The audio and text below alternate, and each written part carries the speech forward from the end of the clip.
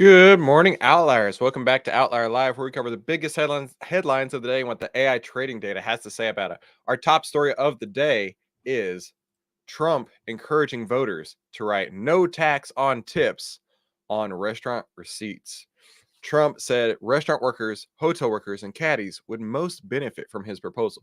Of course, Trump is out there trying to drum up as many votes as he can leading up into the election this fall. And I got to say, this is a pretty controversial take here.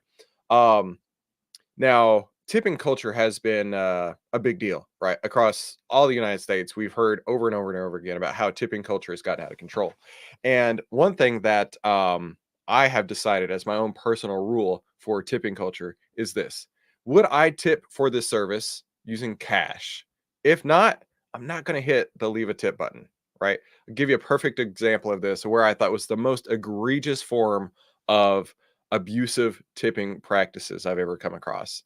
For Christmas time, my son was getting Starbucks gift cards for all of his teachers, his middle school teachers, and so he's got 7 teachers, and so I go through the drive-through. I say I need 7 gift cards, seven $10 gift cards for the teachers, and they scan all the cards, and then they hand me the little machine, and I tap my card to it, and then it says, "Do you want to leave a tip?" And I looked at the person, I looked at the machine, I looked at the person, I looked at the machine, and I'm like, since when did we ever start tipping for somebody scanning gift cards?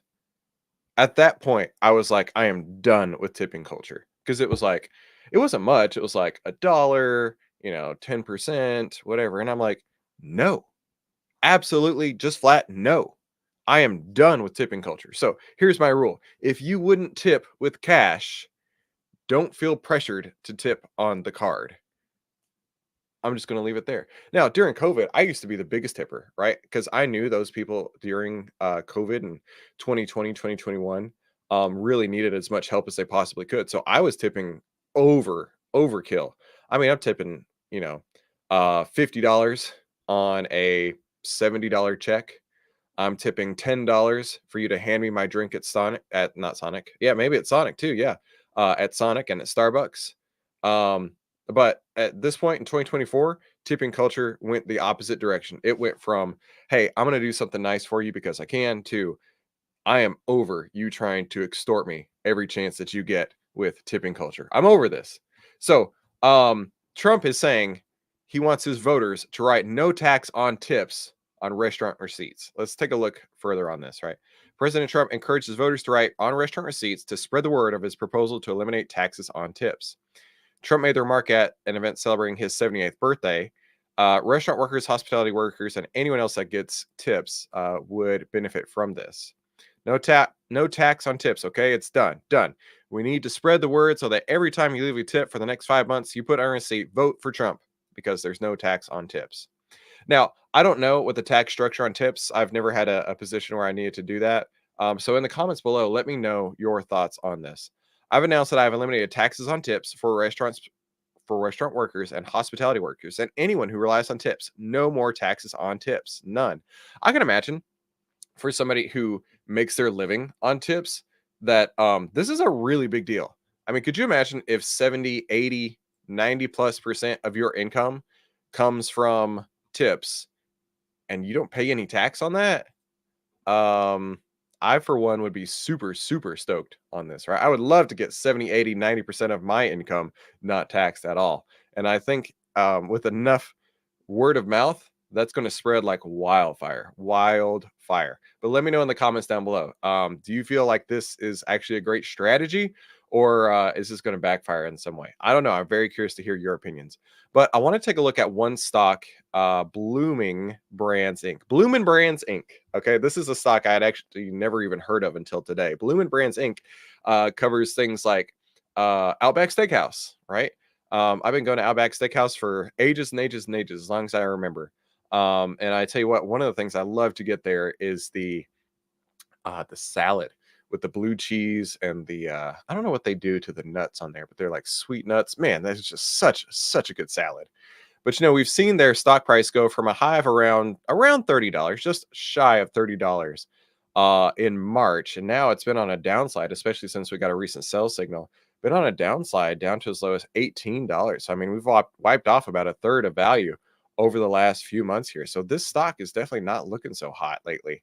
But for restaurant workers at somewhere like this could be a great boom for them, for those working at Bloomin' Brands, right? We take a look at the historical performance for Outlier here, 20.28% returns, not too shabby, especially when buy and hold. Buy and hold's down 13% returns. So that's not too great on buy and hold, but you know what? Whenever you can have a positive expectancy following buy and sell signals as easy as this, that's a pretty good spot to be in, right? Also, I want to send you free daily AI trades, an email that looks exactly like this.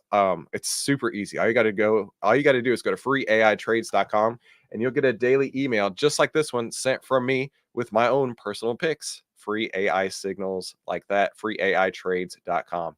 Now let's go see what the internet has to say about this. You've been served. Trump gets huge ovation as he urges voters to vote for Trump, no tax on tips on restaurant receipts. The former president has vowed to make tips tax exempt in an effort to help service and hospitality workers. I'm very curious about this, right? This is a big portion of the economy for a lot of people. How does that really work? Real men tip in cash anyhow. Fat and pathetic. Russian Republican, give me a break. We've all seen that is proven completely false. Uh, this person says, what a loser.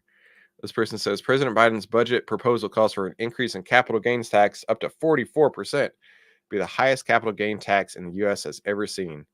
Oh, man. This person says this was a good one, and this one says because he needs Nevada. So let me know in the comments down below. Do you think this is a good plan, or do you think that this is just going to not materialize into anything at all? I'm very curious.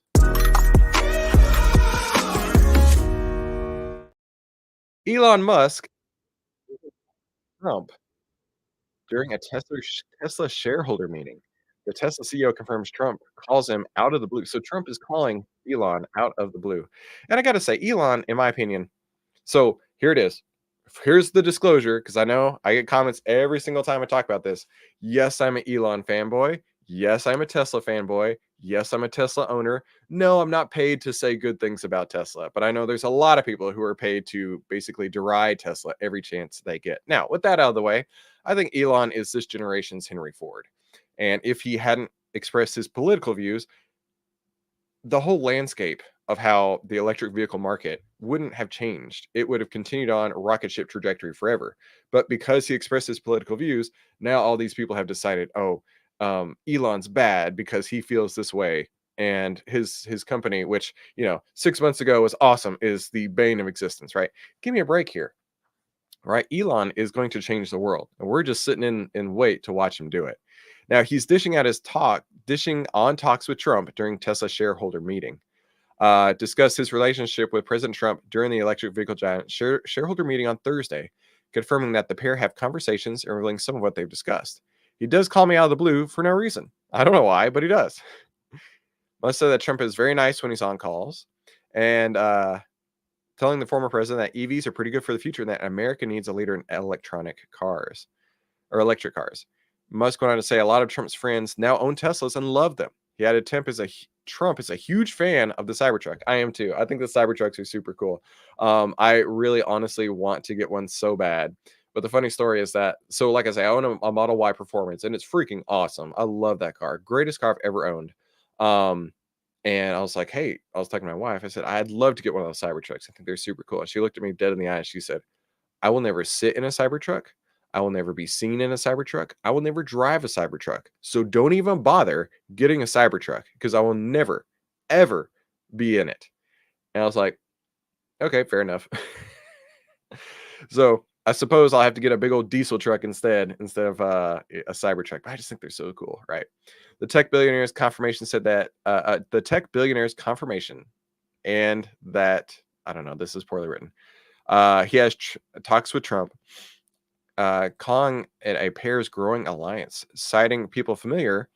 The Journal said Trump is considering offering Musk an advisory role in the White House if he becomes president in the fall, which is super interesting.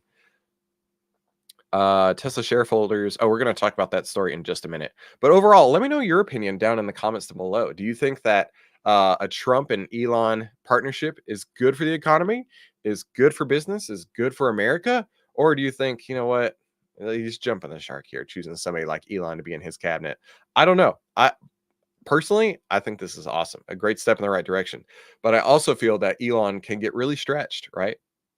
Elon is bouncing too many balls in one court, and he's, I don't know. It feels like if he focused more, he would be more successful in one of those endeavors. But he has such a broad interest that it's really hard to just pick one of those endeavors for him, right?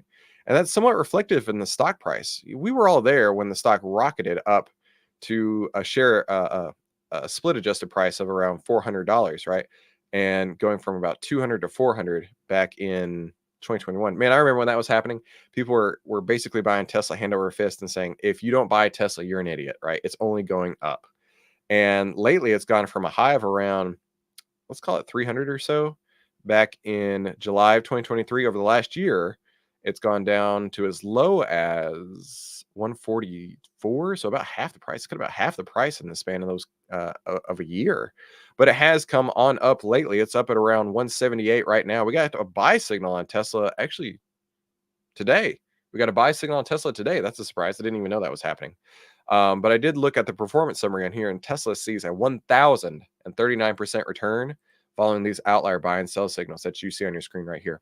And hey, I want to send you some buy and sell signals every single day, just like what you see on the screen. I'll email you a new buy and sell signal every single day over at freeaitrades.com, just like this, an email you'll get in your inbox every single day where I'm telling you, hey, this is a cool stock I'm looking at with a buy signal or a sell signal. So hopefully you can join in on that and you don't miss out on the next one that comes through. Let's take a look at what the people are saying out there. Elon Musk dishes on his talks with President Donald Trump during a Tesla shareholder meeting. Biden's greatest accomplishment is showing people how great Trump was. Okay. I love their alliance. If both come together and cook up something, you can be sure the result will be fantastically amazing. Look at that. Fantastically amazing. That's an ad. Original shirt from Amazon. If you still hate Trump after this Biden's show, your commitment to stupidity is impressive. Okay, these are pretty funny. So let me know in the comments down below. Do you think a Trump and Elon partnership is a good thing or a bad thing? Really curious to hear your thoughts. Tesla shareholders have decided that Elon can get paid $56 billion. I remember when this story came out a few months ago. I got to thinking, so it was all one basically a vendetta against Elon, and he had a lawsuit go through. And at the time, I don't remember all the details. The story probably covers it. We'll go through it in a minute. But at the time, thinking this dude better watch his back. If one guy was able to successfully block my pay package for $56 billion, I got to be telling you, I would do everything in my power. Not that I would. But I'm saying somebody like Elon might do everything in their power to intimidate, harass, and make this person's life a living hell because of it, right? If you are standing between me and $56 billion, I think a lot of people are going to do a lot of ugly things to make that happen. Um, I mean, it's quite a shock to see a pay package like that and have one person's lawsuit go through to block it. Whew, I gotta admit, that guy probably has a target on his back bigger than a Boeing whistleblower. Tesla shareholders on Thursday voted to reinstate the $56 billion pay package that was voided by a Delaware judge and change the company's state of incorporation from Delaware to Texas, to the great state of Texas. Welcome to Texas. EV Maker held its annual shareholder meeting on Thursday in Austin and announced the shareholders that approved Musk's pay package and announced the company's general counsel at the meeting. Additionally, shareholders voted to reincorporate Tesla as a business domiciled in Texas. Musk suggested earlier in the day that the shareholders were set to approve the proposals, posting a graph on Twitter, and both proposals surging above a guaranteed win threshold in recent days. Both Tesla shareholder resolutions are currently passing by wide margins. Thanks for your support. So that's cool. Musk is going to get paid, as he deserves to be.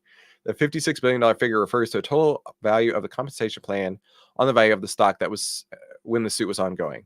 Given the fluctuations, it's around $44.9 billion. Like we talked about on yesterday's video, it has definitely gone down. Musk opened his remarks at the meeting saying, expressing gratitude to shareholders and told them, I just want to start by saying, hot damn, I love you guys. In January, a Delaware judge voided the pay plan in response to an investor's lawsuit.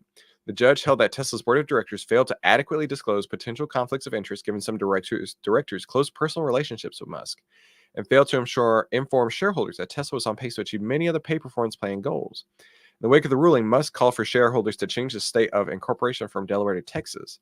The Delaware judge's ruling still stands despite the shareholder vote, although the show of support in the compensation plan may factor into a potential appeal and any future litigation on the subject. Basically, yeah, this one jerk who decided to block Elon's paychecks, um, and a Delaware judge agreed with him, does not represent the consensus of all the shareholders, which is exactly what he's talking about right here, right? If the consensus of shareholders say, let the man get paid, let the man get paid. Let me know your thoughts in the comments down below. I'm super curious about this, right? Now, we go from Tesla, which is the greatest car company in the world.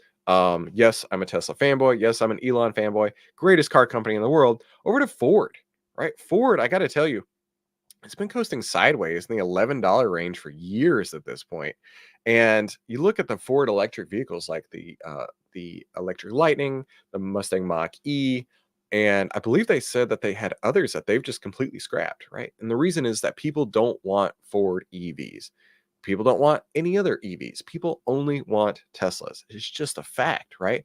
It's like if you are a motorcycle guy, what is the motorcycle that comes to mind, right? It's either some sort of crotch rocket, which is like, there's 10 different crotch rockets, which all basically look the same, or Harley Davidson, right? Harley Davidson. That is a name brand you can hang your hat on when it comes to motorcycles. And Tesla is that brand when it comes to uh, EVs, when it comes to cars almost at this point.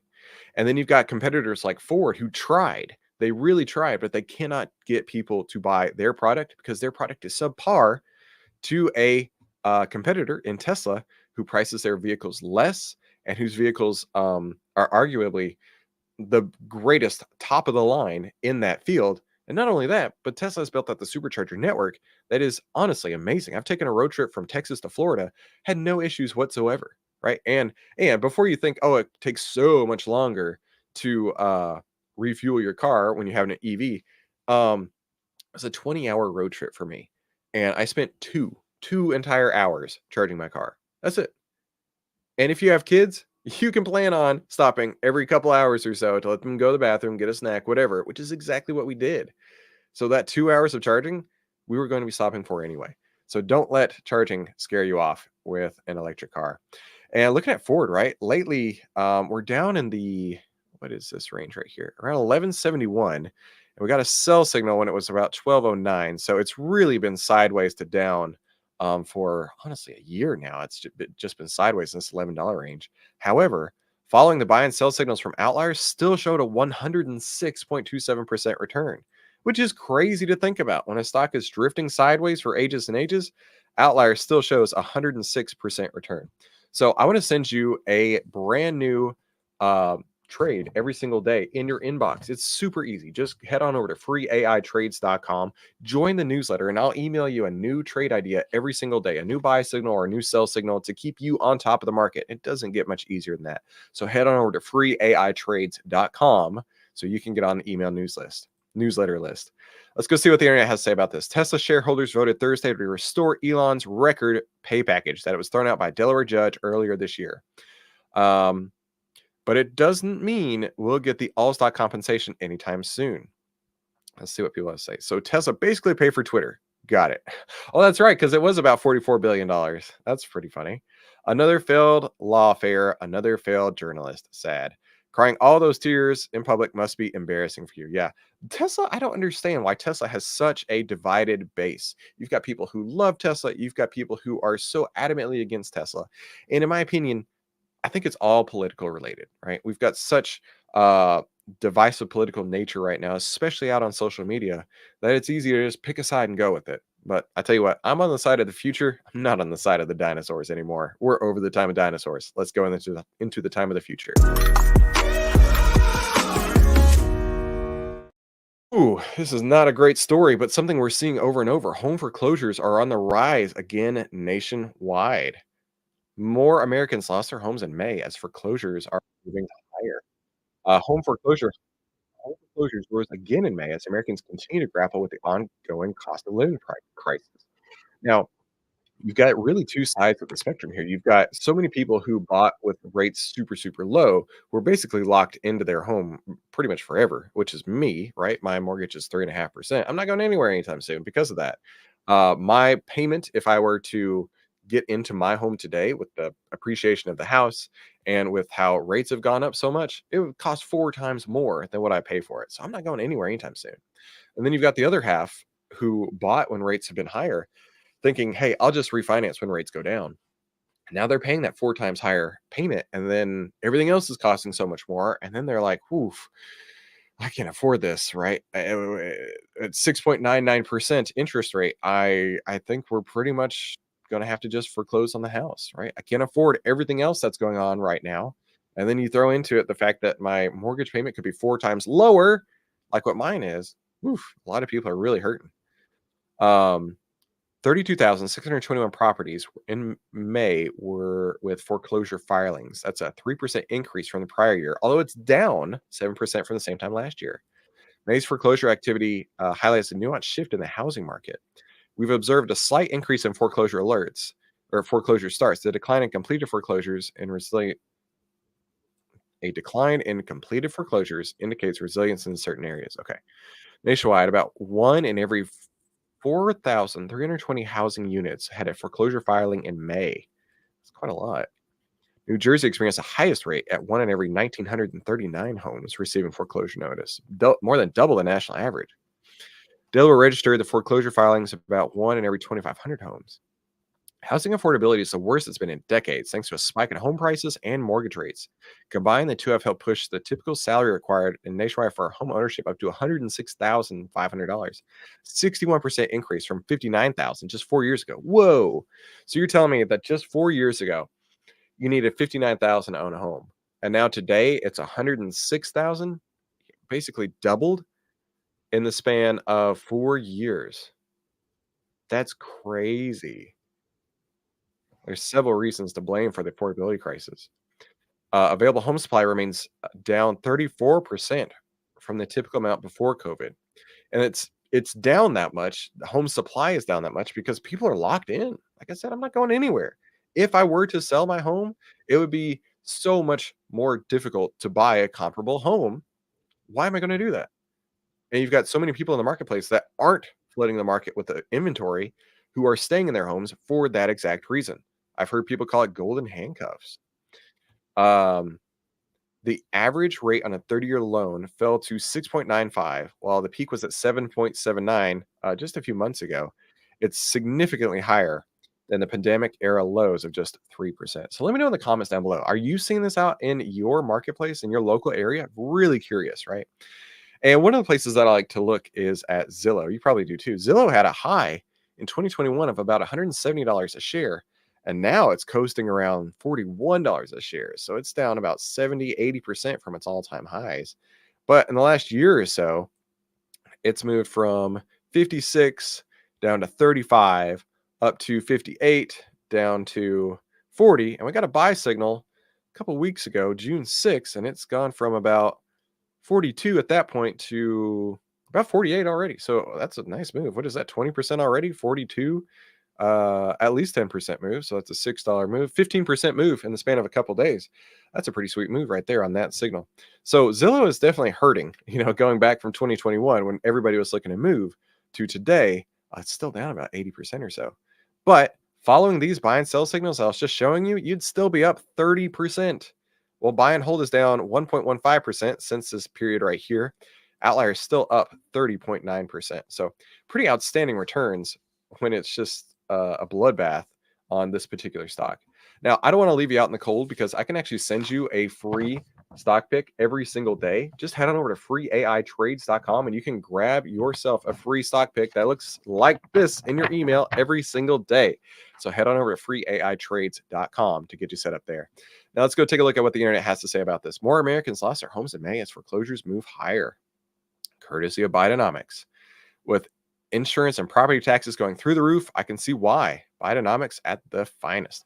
Oh, property tax is a big thing. I do a lot of consulting with financial institutions, and this one in particular in Louisiana was telling me that their loan originations are way down.